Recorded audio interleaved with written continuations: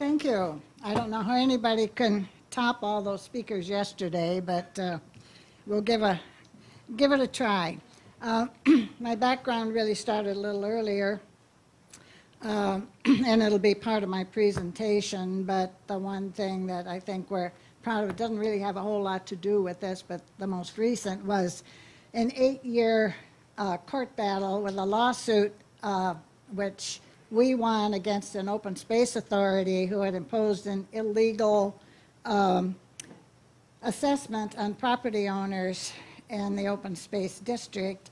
Took us 8 years, but we got a unanimous California State Supreme Court decision in our favor. And we were able to negotiate refunds for the property owners that wanted refunds for the 6 years of the illegal assessment. So that is kind of, the fireworks went off when we got that emphasis. But I'll just proceed with my remarks here. Good morning. It seems compared to most here today, I may have a lot more history than future. I go so far back that my education began in a 2-room school with 9 grades and no indoor plumbing in southern Michigan. I had occasion to recently take a picture of that school. It still exists. It's not a school anymore, but it had some wonderful, wonderful years there. And one teacher, while I was attending there, if people want to thank teachers, she changed the direction of my entire life. She set the stage that eventually ended up with my being able to attend Michigan State College. In 1954, I had taken a job in Cleveland, met my husband. He was originally from the West Coast. So in 1954, we moved to California, where our 2 native Californians were born. And then about 1960, I dived into political activism through the Republican Women Federation, and I became a loyal GOP worker bee. Before the only paid position I ever had in politics, however, our daughter in 5th grade came home and was experiencing what was nearly a nervous breakdown. We didn't know what was going on. She didn't want to go to school anymore. She was afraid to go to sleep, that she might die and not be believing in God, and we couldn't figure out where this was coming from.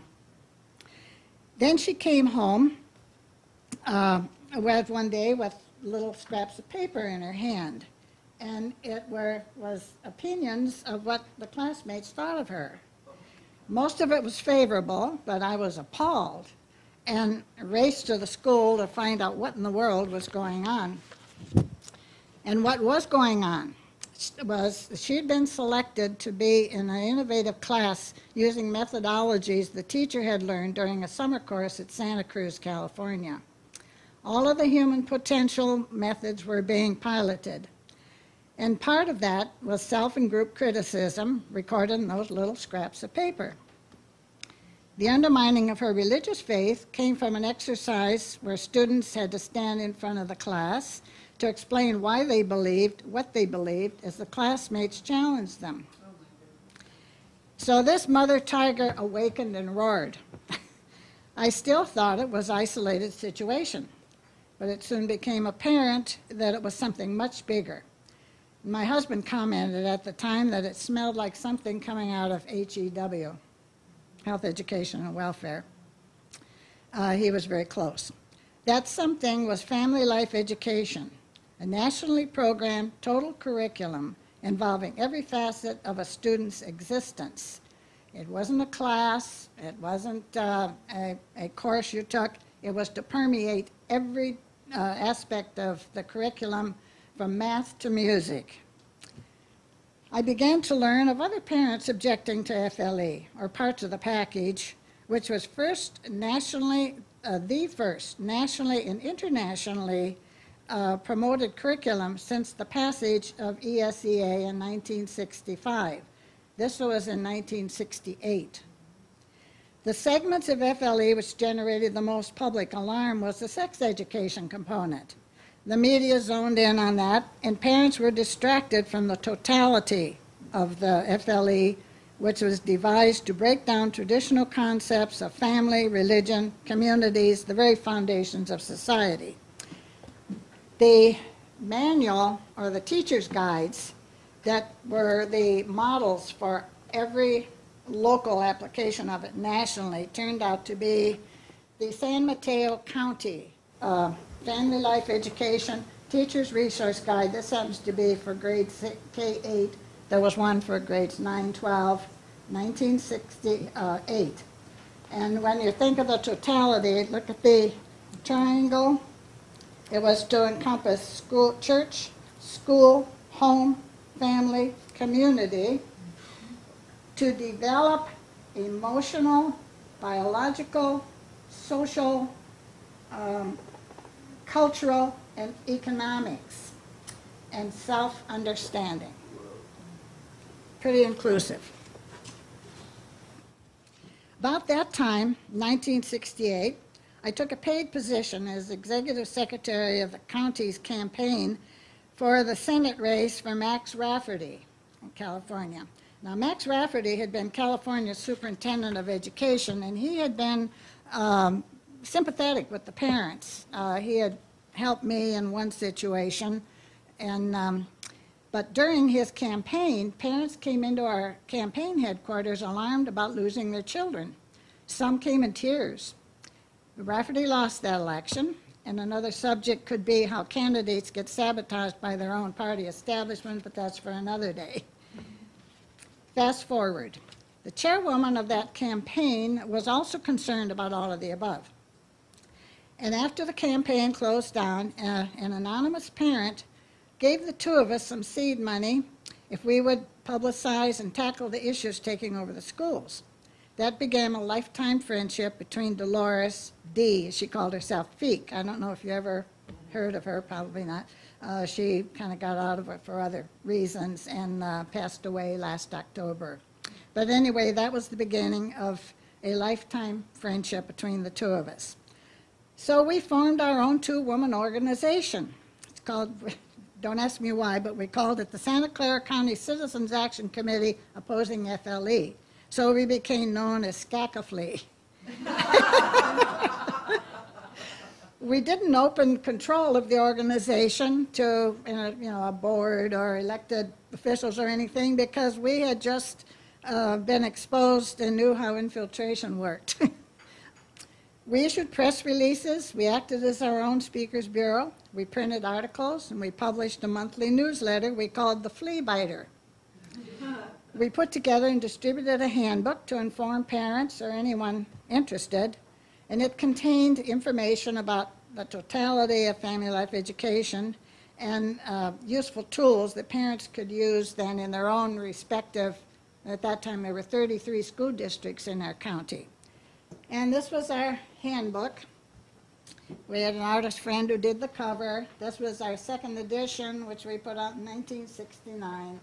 And it just has some helps and information. But that was widely distributed, which kind of upset some people around in the area.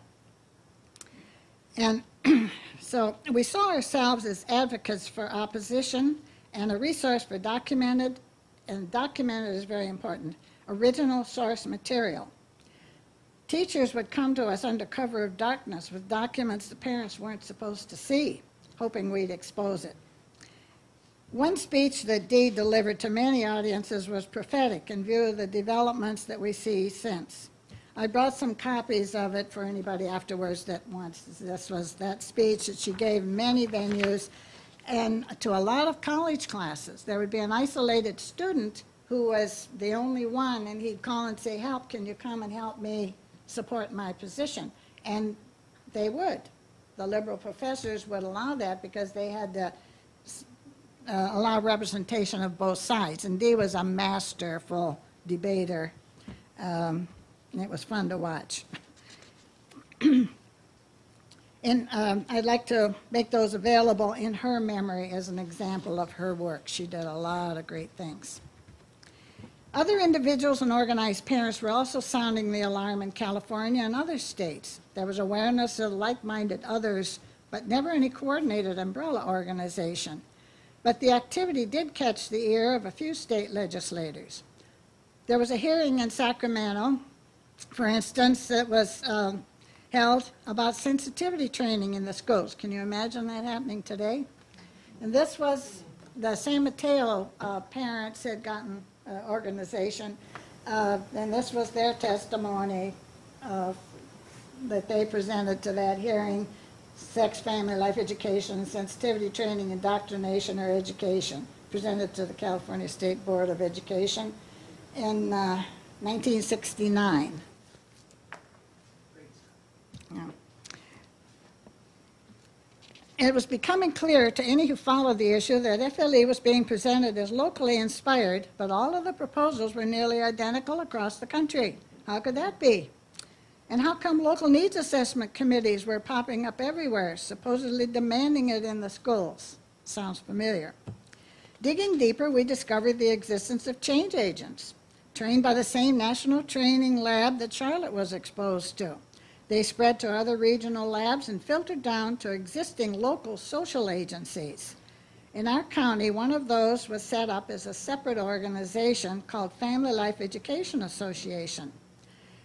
It was created by some very influential individuals associated with a charity with religious sponsorship. Family Life Education Association recruited parents from PTAs, home and school clubs, and young parents, and trained them to become change agents to go to the school boards to demand FLE and their districts. It received funding from the local United Fund. I don't know if you're familiar with what United Funds are. They're kind of umbrella charities where people contribute to that, and then they distribute to organizations that apply. We eventually managed to get it defunded by United Fund, which made more enemies. Shortly after that, we read in the local newspaper about the results of a county grand jury investigation of family life education. Surprise, surprise. The conclusion by the jury was that FLE was in no way harmful and in fact a positive thing. The media didn't report that only the advocates of FLE were consulted and testified. Neither we nor any known opponents even knew about it until we read the conclusions in the paper. Layer after layer, we peeled away and discovered PPBS, Planning, Programming, Budgeting System. Management form of governance had been superimposed over our constitutional representative republic without a shot being fired. Our Governor Reagan signed it into effect in California during his tenure. Nationally, PPBS was implemented first at the Department of Defense by Robert McNamara. Since then, it has permeated not only every level of government, but most public and private organizations, including churches. Corporate business has been at home with it from its inception, for it fits well when you're talking about manufactured products. But people aren't products. We see it everywhere. It employs the Delphi technique familiar to everyone here. It's a Hegelian dialectic. In a speech at a tech conference in Aspen, Colorado in 2001, former CEO of Hewlett-Packard Company, Carly Fiorina, she ran for Senate last time around, but she bragged about admiring George Wilhelm Hegel, father of the dialectical process. She said she used it every day. And in that same speech, she suggested that charter schools and vouchers could be the coming synthesis regarding schools. And this is her speech. It's available on Google or on her start page. And just if you just put in her name and HP, it'll come up. But I didn't intend to, but I am going to read some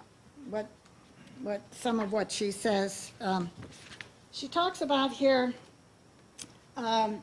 if we fail to develop a sustainable model, blah, blah, blah. And then she says, look at education. This is her words now. The country, the patron nation of digital renaissance, still has a hard time educating its students to compete in a world stage. The country still has a hard time teaching its children to find Peru in a world map.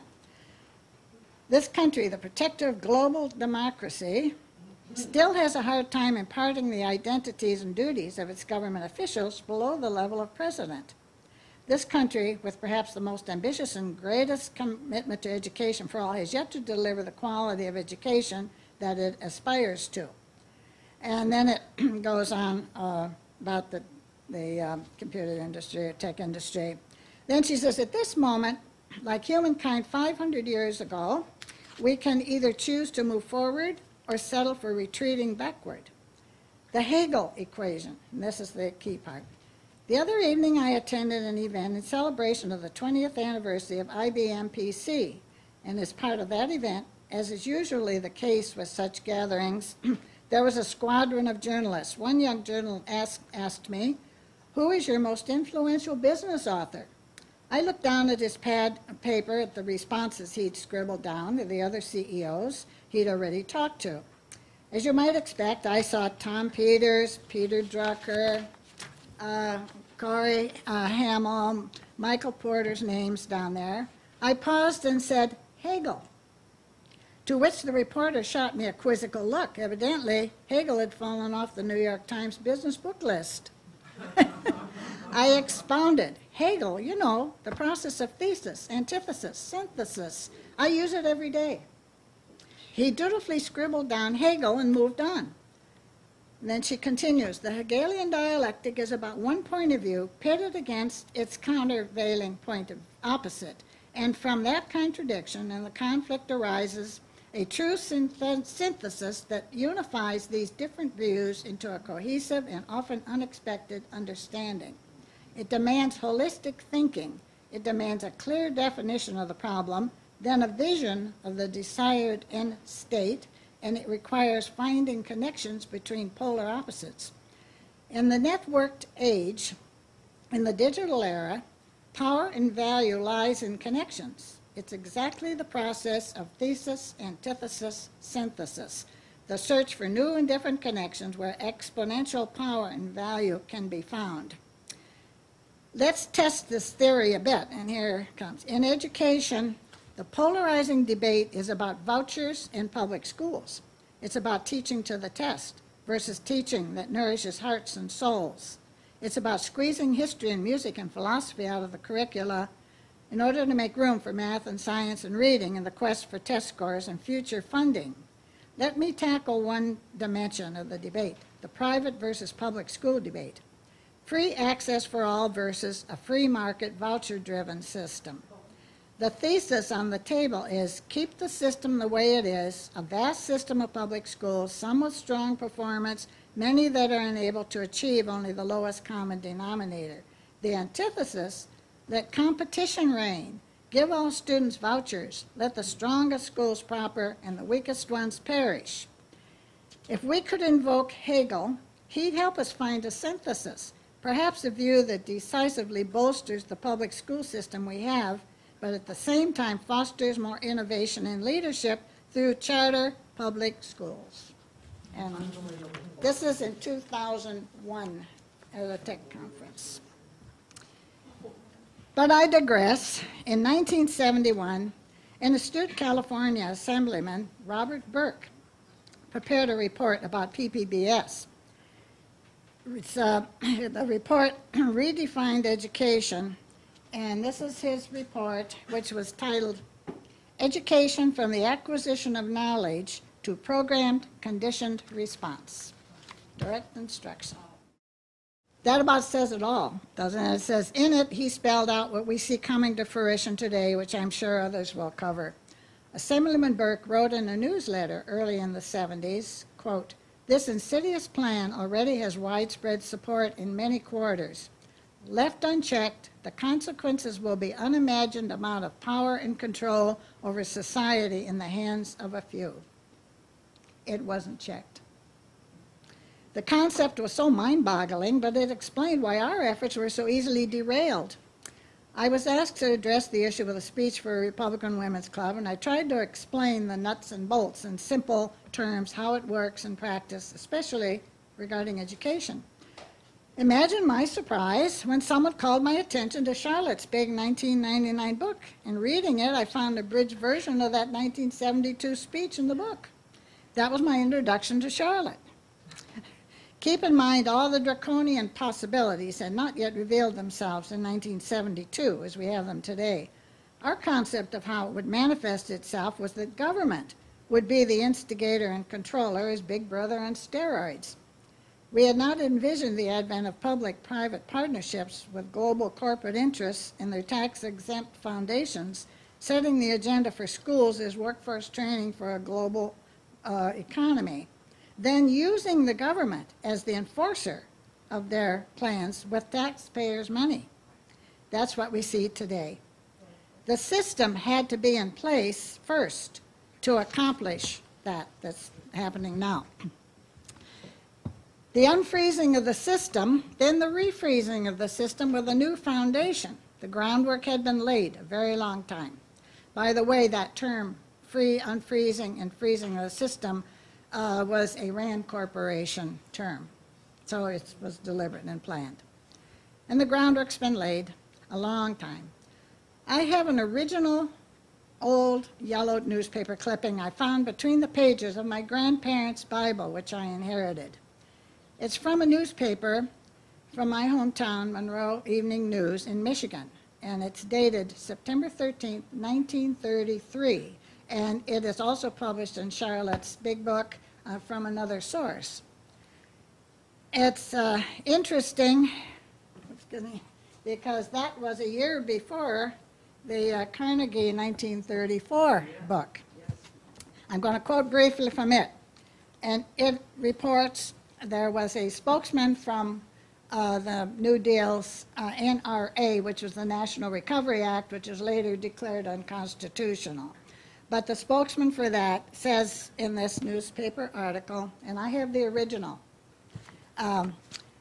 quote, "The rugged individualism of Americanism must go because it's contrary to the purpose of the New Deal and the NRA, which is remaking America.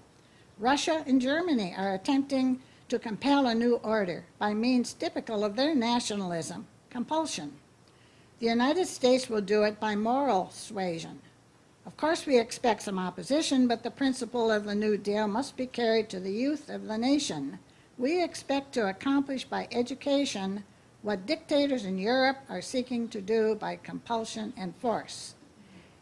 He added that the primer is only the first step, and that a plan is being considered for the extensive use of motion pictures in the schools for the same purposes. Now, that was the technology of the day in 1933. Look what's happened since and what we have now. They're very close to accomplishing what the article describes. As we approach 2013, it's taken them nearly 80 years to get this far, and we can thank a lot of resistance on the part of teachers. How did they do it? We all know change agents went into high gear to deliberately destroy what existed when ESEA opened the spigot for federal funds. Before that, they couldn't quite do it as easily. It was methodology which hastened the process with inquiry being the model. Students were to be facilitated by trial and error to arrive at knowledge in their own conclusions, independent of recorded history or parents' values. Teachers were asked to assume the role of being facilitators, and students were expected to reinvent the wheel one by one. Even the classroom's physical arrangements were changed to reflect the underlying philosophy, which was humanism in action. Out with the idea of an authority figure of the teacher with orderly seating arrangements, in with a wandering teacher among group tables or circle seating, often on the floor. And circle seating is necessary for the physical reinforcement of group dynamics, in which everyone's ideas or lack of informed knowledge is equal to everybody's opinion. You may remember something, if you're old enough, was used in the 70s a lot. It was called Magic Circle, and it was a whole methodology that was marketed. A lot of ignorance sharing was in order of the day, to say nothing of the personal data about families spilled out by youngsters with all that self-esteem movement and sensitivity training and so on. In California, who can forget the legislature approving an official agency for self-esteem, promoted by Assemblyman John Vasconcellos. I have pointed out elsewhere Rand Corporation's term for it all, unfreezing the system, but that was apt. The unfreezing had been accomplished. Now, it's a grievous thing to have seen it all transpire in my lifetime, and the general public never catching on. I remember I was 4 years old when that article on 1933 came up. My post-World War II generation dropped the ball, assuming business as usual after the war, assuming that the traditional organizations and institutions would continue as they'd been into perpetuity. But termites were busy undermining what made this country great. Those of us who've caught on now need to be careful, not to give the impression that what we want to preserve is the status of the dumbed-down schools that was accomplished. And what we fought that for 50 years. While we warn about the cures being advocated, such as charter schools, voucher, cyber schools, and what's coming, distance learning, which is what is to follow. A few years ago, I heard Dr. Terry Moe of Stanford Hoover Institute advocate for distance learning as what is coming. Individual students to have curricula devised just for them.